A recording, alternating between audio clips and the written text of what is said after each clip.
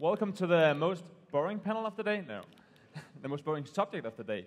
We'll try to make it a little entertaining.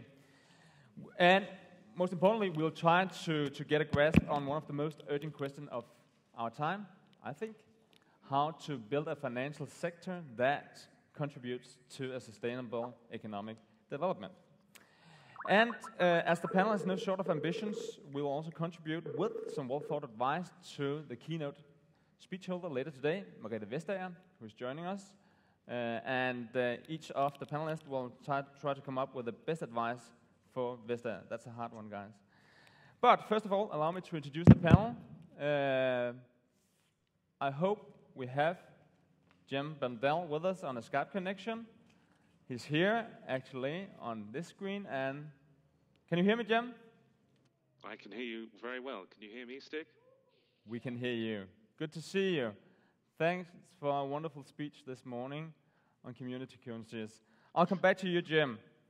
As most of you have already heard, Jim is the director of Life Worth Consulting. And I guess further introduction at this point shouldn't be necessary. You also had the pleasure to meet Richard Kelly, Managing Director of IDEO Asia Pacific, and we'll come back to his insights on finance, which he knows a lot about, later. And in addition to Jim and Richard, we have invited Lars Persson, who's in the middle. Lars is the CEO of the Danish cooperative bank Merkur, and he'll introduce us to an established and, I think, very interesting example of alternative banking here in Denmark.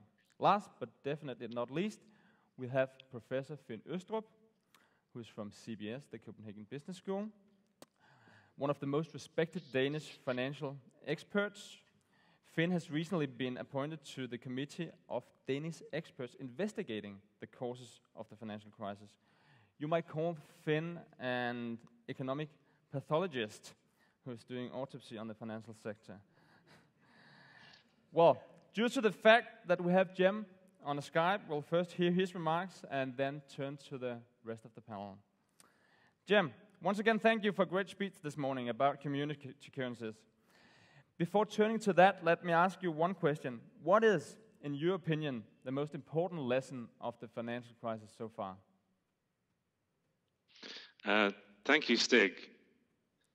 And before I answer that, I just want to say I'm sorry I can't be with you there today, but I'm here at the forum in Asia because I wanted to try and take the message that you heard this morning to people who are normally engaged in the sustainability debate.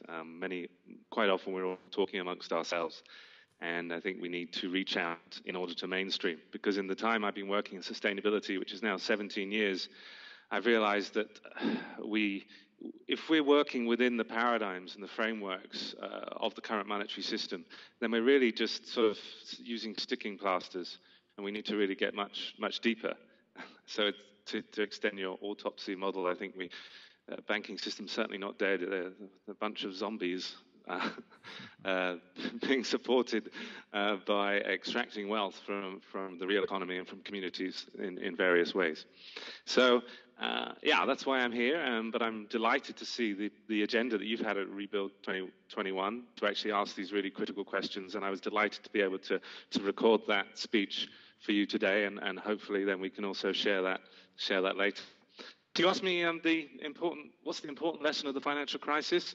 As I said in the video, for me, it's that we can't leave it to leaders in any sector anymore. We have to start working on this ourselves, because even though we call it a crisis, but when is a crisis something else? This September, it'll have been 5 years since the credit crunch. 5 years. What banking reforms? What prosecutions? I mean, we really haven't seen action on this at all, apart from indebting future generations in order to bail out banks, and the subsequent austerity, recession, and so on, and people pointing fingers at each other and using old stereotypes about this country or that country being lazy or being controlling. It's just all nonsense.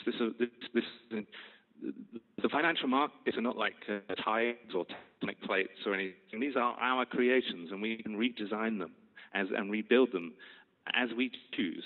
And I think that's the key lesson from the financial crisis, is that everyone's talking as if this is a force of nature, and so little is happening. Now, there are two reactions to that. One is to become a little bit more radical in our advocacy and our lobbying, and that's great that some people are doing that. But another implication is to just get on with it ourselves. There's so much we can do right now, particularly with the internet, and so that's why I started working with Community Forge to create this free open source software for communities to run their own currencies. This works in a number of ways, but it creates resilience, it creates alternatives, and it means that we can actually do something rather than just complaining. So that, for me, is the biggest lesson of the financial crisis. 5 years on, nothing's changed. In fact, that means 5 years of more innovation in really strange ways, in shadow banking, dark pool, stock markets, over-the-counter stuff. And so I think the systemic risk is even higher than 5 years ago. And we haven't even brought in much to cope with what happened 5 years ago. So that was, for me, the main issue. We've got to get on with it ourselves, and there are many ways of doing that. And I've started to work on one, as I described this morning. So not much learned, you say, Jim. So let's turn to your idea, or not your idea, but your main concept of community currencies. Tell us, because I find it hard to really get hold on the idea. What would happen actually if you tomorrow skipped all existing currency systems and introduced community currencies? I don't think that can happen, and I certainly don't believe in one type of system being used by everybody for everything. And I think this is the key lesson we need to learn right now, which is that we can have multiple currencies to deliver different things. So the function of the currency is to denote value, to exchange value, to store value. And maybe we need different currency designs for those different functions. And so we can be very pro-Europe, Europe for citizens, not for banks. And we can support the euro, but at the same time, by supporting the euro, we need an ecology of currencies. We need local government currencies, community-run currencies, professional currencies for people working in the same industry sector. This ecology will create resilience. It's to recognize that a monopoly of currency is not the best system to have a thriving, sustainable economy. And when I say an ecology of currencies, I don't mean just the appearance of difference. If a currency is issued as debt by private banks with interests and issued to whom they want to issue it to, then it's the same currency. Basically, it might carry a different name, a pound, euro, whatever, but if it's issued in that way, it has the same effect. It creates instability, it creates business cycles, it necessitates economic growth, whether we choose that or not at a particular time, and it drives inequality. So I say an ecology of currencies, which is, I mean, diverse in design, not just in appearance. I'm afraid we're losing you a bit, Jim. That's not your fault, that's the connection. Let me ask you just one more question. We've got a hall full of young entrepreneurs here, most of them are. How would you apply the idea of community currencies to an audience like this? How should they use it? How should they activate it? Sure. I'll talk slightly slower, so maybe I'm afraid that doesn't help. Okay. One of the most exciting areas of entrepreneurship right now is collaborative consumption. And basically new ways of exchanging and sharing and renting, co-using, and so on. And the famous examples are Airbnb or Zipcar. I think we could see the emergence of collaborative currencies. In fact, we have them already with mutual credit systems. And so I would say look at ways of innovating business models around alternative forms of currency, but at the same time where the currency itself will be a public utility, where you're not going to have a private enterprise controlling its issuance, because that will just replicate some of the problems we've got. So I think there's going to be a lot of exciting stuff. Now you've got someone talking about payment systems and innovations with that.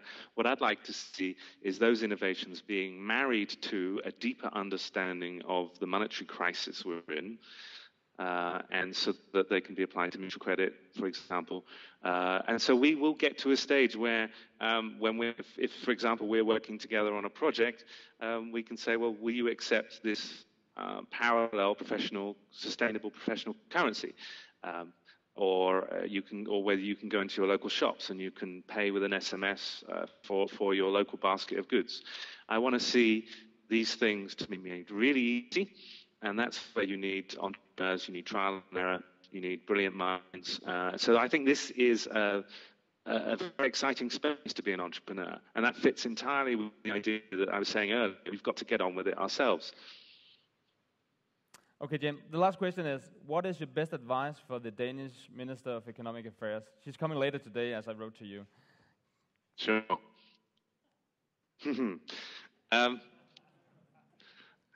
The first thing is that stop talking about the financial markets as if they're the wind, the tides, or earthquakes or whatever. Stop talking as if we are subject to them rather than masters of them. We've designed them differently. Secondly, look at how political freedoms may have been curtailed on monetary reform, and open up that as a debate, even for pro-Europeans. For example, the Maastricht Treaty bans central banks from directly buying government bonds. And that, for me, is a clause of, it's almost like a banking tyranny clause. It means that all European governments... I think we lost Jim. Jim, if you still hear us, thanks a lot for participating, and congratulations with your prize, which you received earlier today at the World Economic Forum Asia. He's off. Okay, let's give him a hand. We'll bring it to him later. Now let's turn to the guys who are in the room.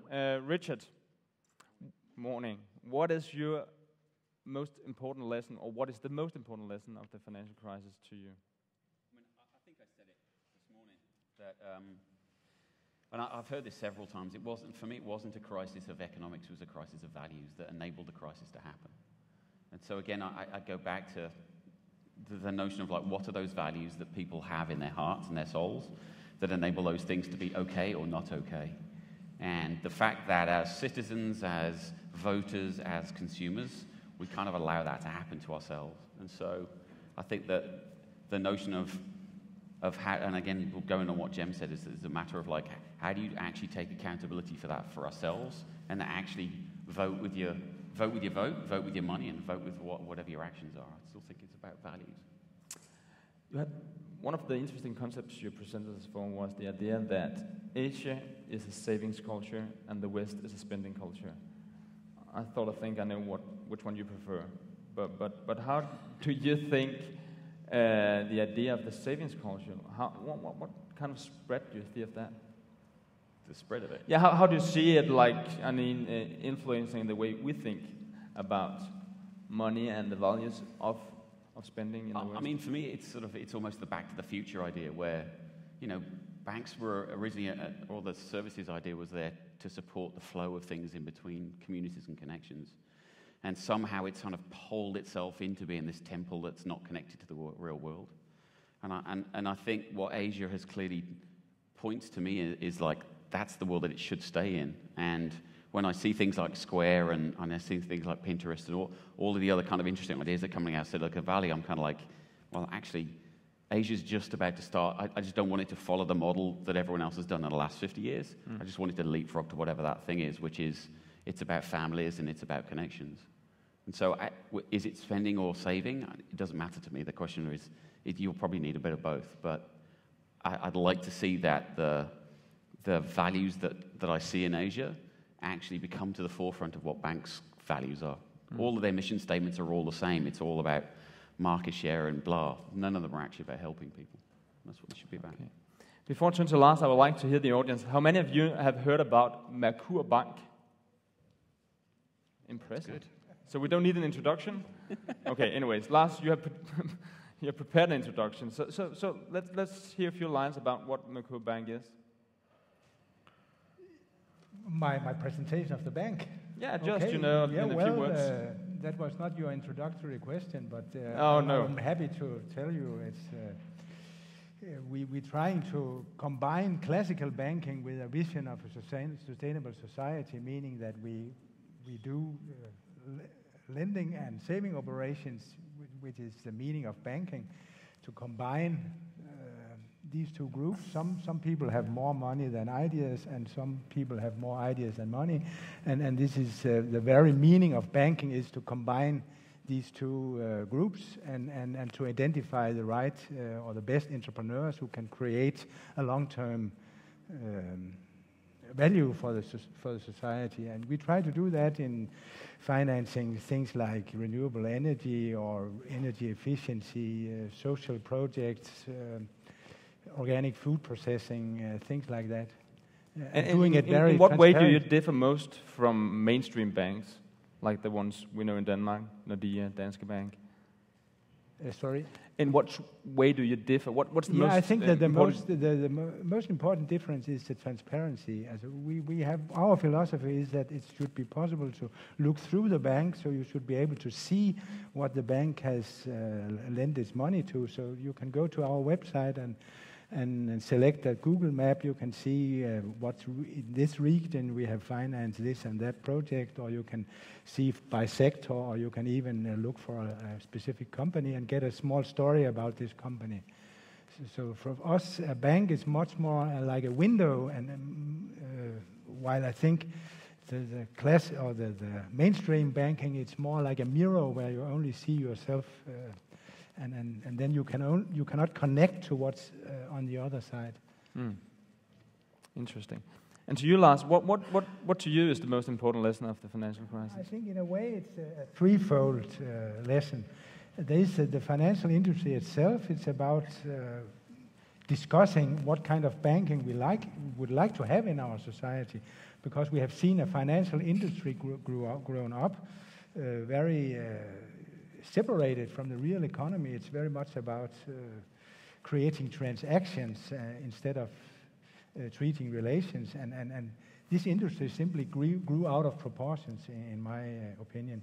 And I think we need to reinvent much more classical banking, which I described before, because banking is about creating a long-term value for society, and underline long-term and society.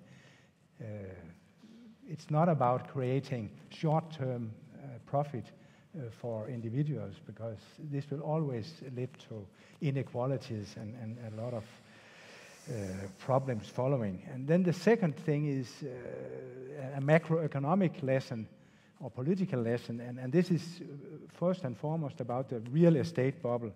In this country, we saw steeply rising prices throughout the 2,000 years until the crisis came. And this bubble was the very motor of the whole banking crisis. All the excesses were not possible without this property bubble. And the problem with bubbles are that they are extremely convenient as long as they don't bust. As the people feel rich and consumption is high and money is pumped out as debt into the society, and employment is high, finance minister is smiling. But it's really saying he can buy the whole world. It's really like having a blind person at the steering wheel, because when the bubble burst, we got all the problems, and there was almost no politicians in this country who was courageous enough to warn about this property bubble. So today we really pay the price of that lack of leadership. And I fear that if property prices are going to rise again, people will just be as happy about it as before. So I think this is a lesson we perhaps even didn't learn. And third, I think there is an academic lesson also to be learned. There has been too much focus on short-term profit in money terms, and this short-term focus has been too uncritically backed by academics, taking all kind of dogmas like market perfection or the need for ever increasing consumption as granted facts. So I think we need to develop a new understanding which is much more grounded in the real world, in the real economy, which I define as the classical elements. You have the physical resources, you have the workforce, and you have the ideas and the knowledge. These three components are the real elements of economy. We think that economy is about money, but this is not true. Money is a human invention, and finance and banking is only tools to work with this invention to create a long-term value. The money itself is not the value. Do you think that the idea behind Merco Bank is scalable? And do you think you'll be able to compete with local giants like, Danske Bank and Nordea? It is scalable. As we are a member of a global alliance for banking on values, which already reach out to 20, 30 million people all over the world. And this way of banking has been growing quite rapidly. So it's absolutely scalable. In a way, it's a classical way of banking which has been practiced for decades before the shareholder value philosophy really took over from the beginning of the 80s. Mm. How many of you guys in the audience use Merco Bank or a similar bank? That's about 10%. Interesting.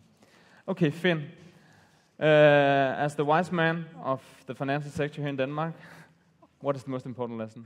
We've been looking forward to hear your answer. Well, I must admit, like Lars, I'm also a bit pessimistic because actually what we have seen here up to 2008, this was a period with excessive optimism. Everyone thought that prices would only go up. They were jubilant that their house prices had risen and so on and so forth. And this afterwards has led to the crash that we are experiencing now. But I'm pessimistic because this is actually the fourth time in Danish financial history this has happened over the 112 years. We had a financial crisis in 1908, which was very similar to the present crisis. We had a financial crisis in 1920, which was also very similar to the present crisis, and we had a big crisis, which I remember, and some of you may also remember at the end of the 1980s, beginning of the 1990s, which was very, very similar to what is taking place now. So this is the fourth time in a little more than 100 years that this has happened, and this has also happened many times abroad. And what can we do about it? Probably we can't in the future actually prevent people from getting optimistic, from banks lending recklessly. I don't think so. I think it would be very, very difficult actually to prevent new financial crises.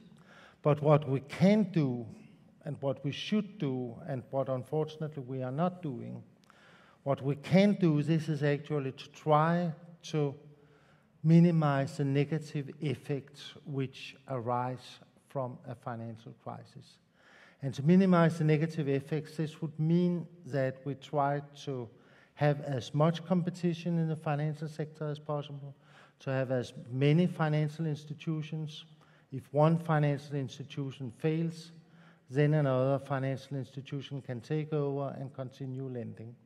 And we should also have different kinds of finance available. So we should not only have bank lending, we should also have a well-functioning stock market. We should have a well-functioning markets for bonds, also commercial bonds.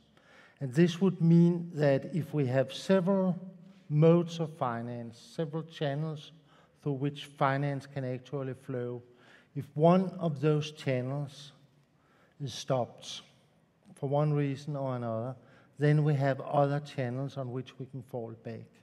So what we should do, this is to try to have many financial institutions, not only 4 or 3, and not a very big financial institution as we've got in Denmark. which ran into trouble in 2008, which caused a lot of trouble for the society.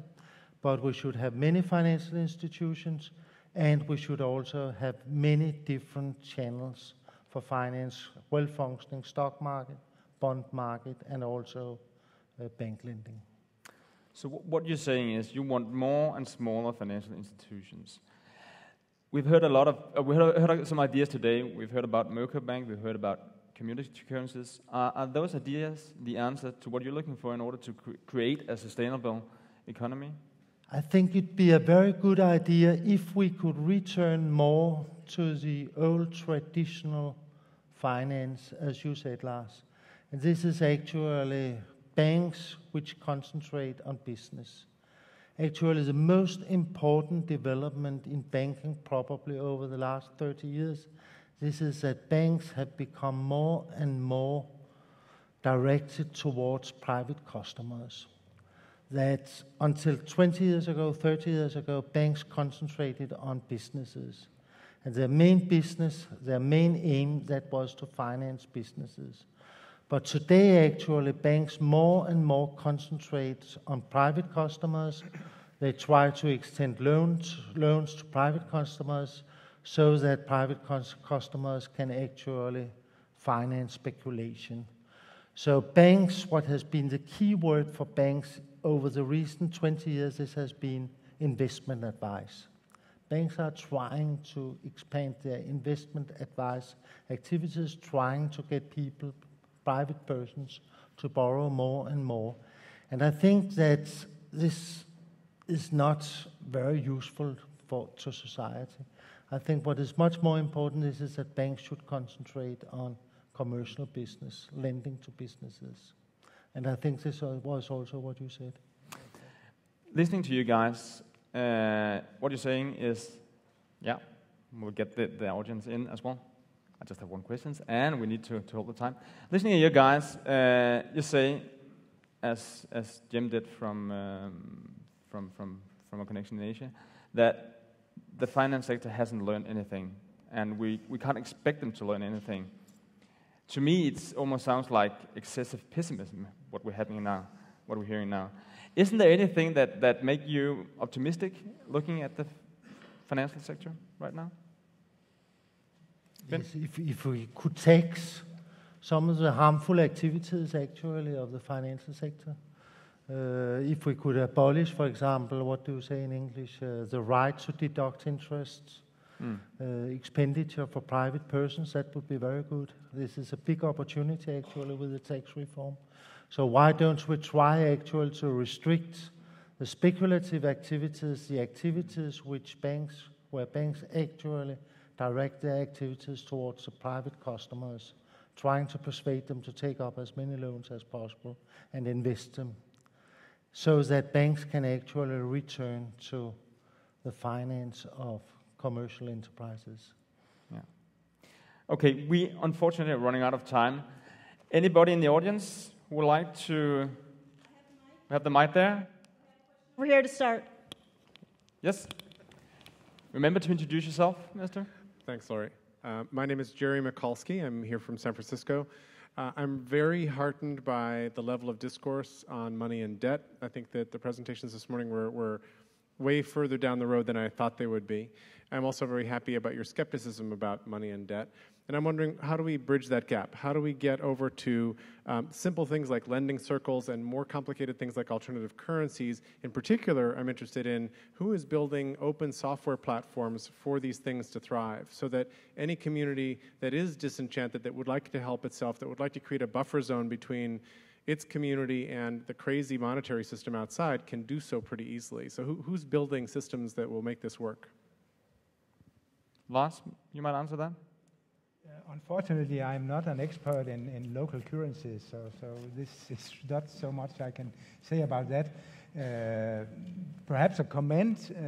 I found the presentation from Jim Bendel very interesting, and he points on a very important point about the money creation. But it's a little bit simplified, I would say, because as a banker, I know that I don't have the feeling that I create money out of nothing. Absolutely not. because it's the system, it's the whole sector as such that's create this bookkeeping money, and you need to have deposits, at least as a small bank, you need to have deposits before you can give out loans. Otherwise, it won't work in practical life. So it's also about how do we deal with the money we already have. I can see a lot of potential for developing the monetary system, but we also need to do practical things with the money we already have. And some of the problems can be solved also with more equality, because the problem is that you don't tax. If you don't tax financial returns, and in many countries you tax financial returns with less taxes than work, then you have a motor that creates all the time more inequality, and inequality is dangerous to the economy. So there's also solutions you can find within the existing systems.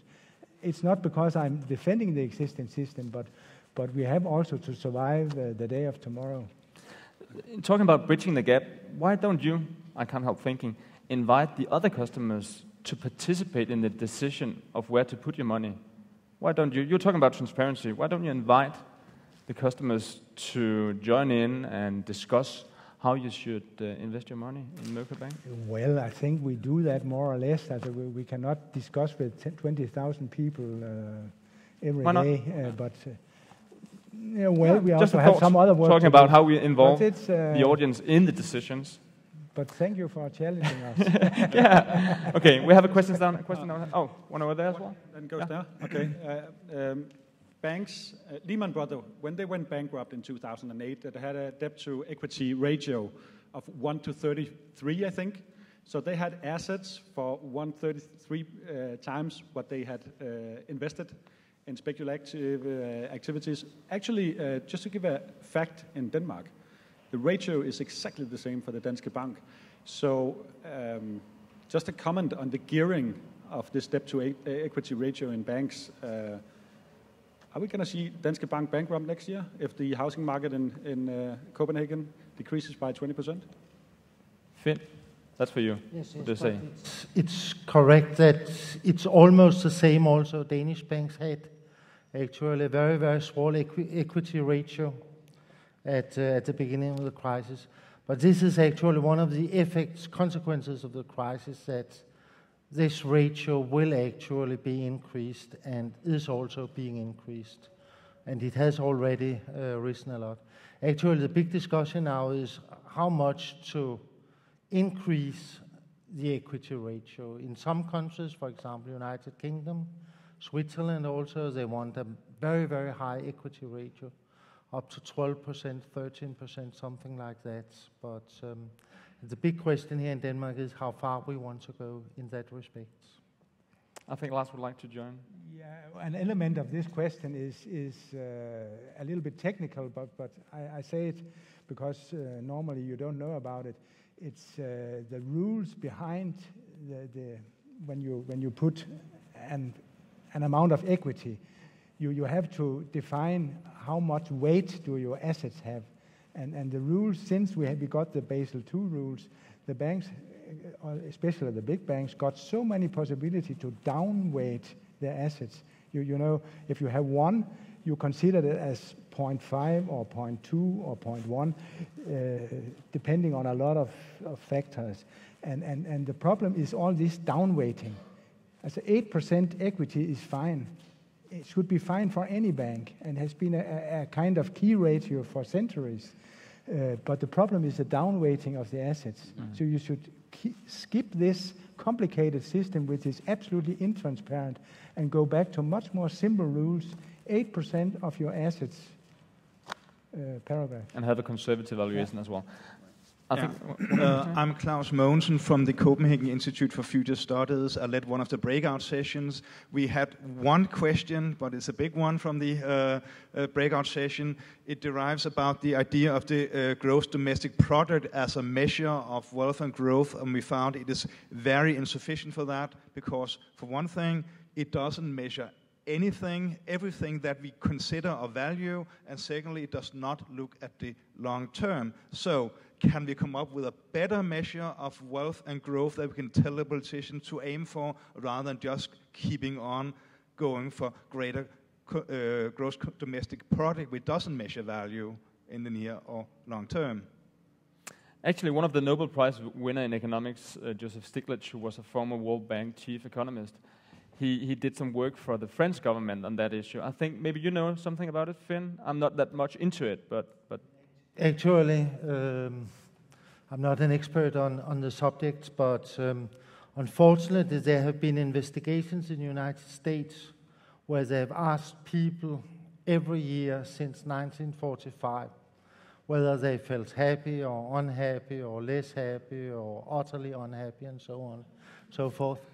And all these investigations since 1945 have actually shown that people feel as much happy every year. That the degree on happiness or unhappiness is exactly the same year after year. And this raises a big question: why do we actually want all this growth? What has happened? The United States production has probably increased fivefold since 1945. And in spite of this, people feel as happy as they did in 1945 and 1946 and 1947. And what does this mean actually? Can people become more happy? Or should we find totally new ways of happiness?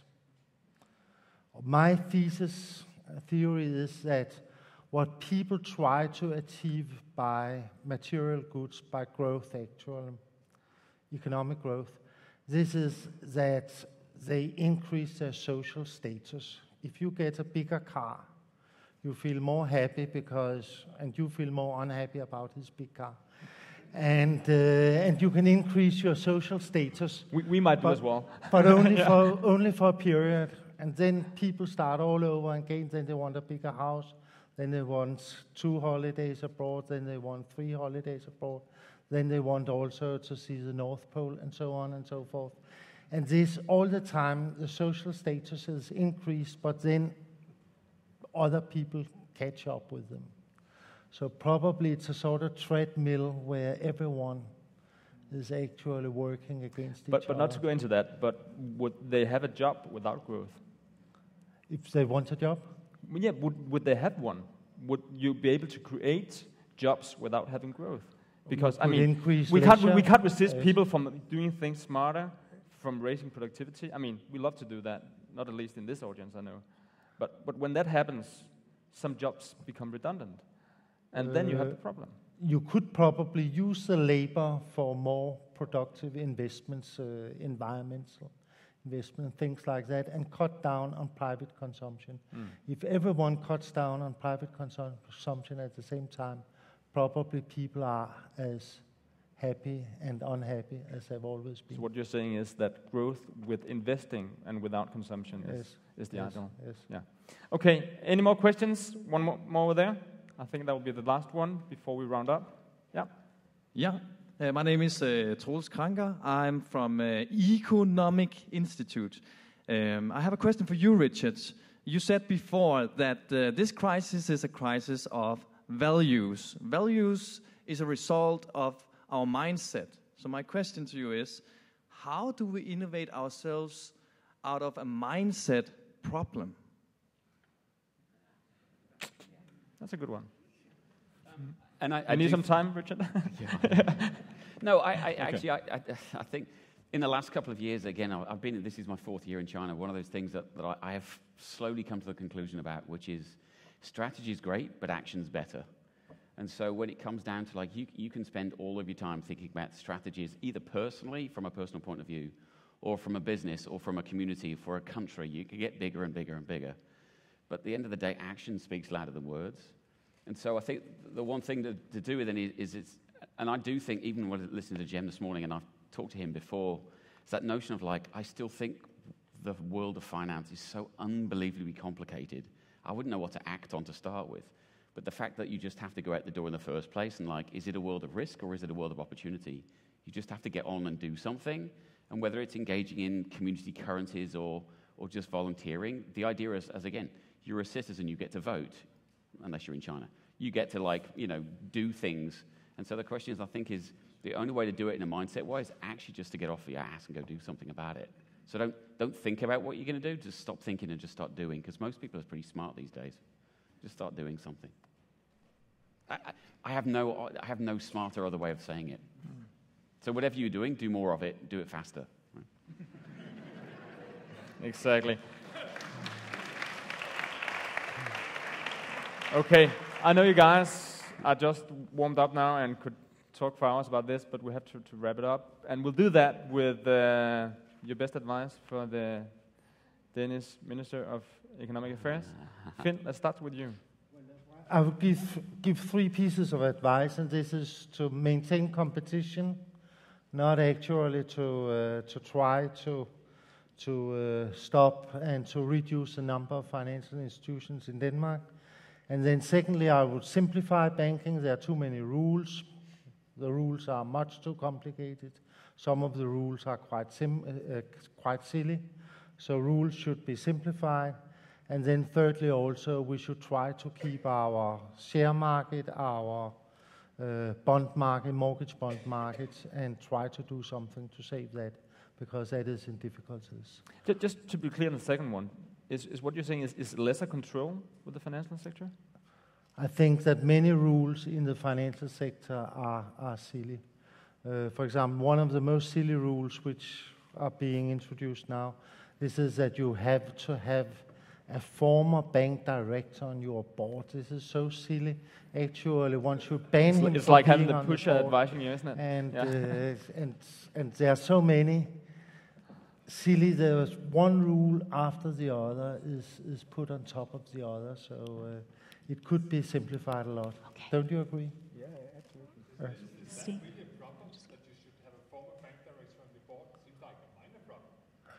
It's a minor problem, but isn't it a rule which we could simplify? Okay. Which we could do without? Lars, your advice to... I know that her party has a kind of motto saying that we listen to economists, or we listen also to economists, or something like that, and which I think is great. But I would recommend her to listen a little bit more to the economists who are coming up from the ground right now, more different types of economists, ecological economists.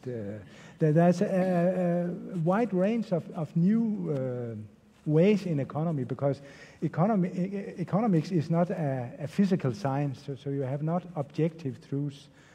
Economists don't like that fact, but it is a fact that there are no facts. And she should be a little bit more... It forces them to leave the office, so it's not comfortable. So she should listen a little bit broadly to the whole picture of what's going on in economy. And then secondly, she should be a little bit more open also to new inventions, new ways of doing finance. She's very keen on re-establishing the already existing financial sector, and I think there should be also some renewal possible, and not so much business as usual, which seemed to be her goal right now. You should go knock on her door. Yeah. And Richard? Yeah. Okay. Yeah. So this is your chance, really, to get some influence in Europe. So I would say 2 things. One, as usual, my first thing is have more fun. So clearly finance isn't fun at the moment. So in whatever she's going to do, like, go and have a bit more fun with it, right? And then, slightly naive. And then the second thing would be, again, what I've learned from Asia is, like, it's not either A or B, there's always an and. And as I think about, China buying up European debt, or whatever very serious conversations going on, or about jobs being removed from Europe because they're going to China. I mean, it's not A or B, but the question is, like, what are joint projects that are Europe doing with China and with the rest of Asia that will create new value? And so again, it's like, have a bit of fun and go do something new versus anything with the word re in it. Rebuild, re-establish, it's just something of old. Think about the new things in the future. Cool. I'll bring your advices on to her. Thanks a lot to the panel.